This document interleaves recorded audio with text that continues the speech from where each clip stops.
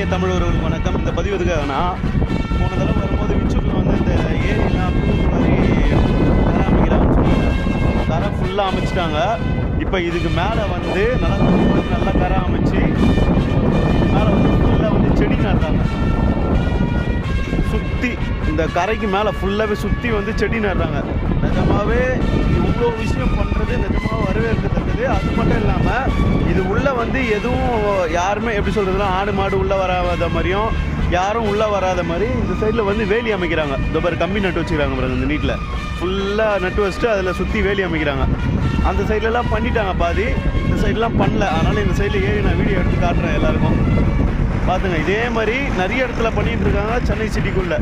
நான் அவுட்ரு வெளியில் போனேன்னா வேறு எங்கெங்கெல்லாம் பண்ணுறாங்கன்ட்டு வீடியோ இந்த பதிவில் போடுறேன் நான்.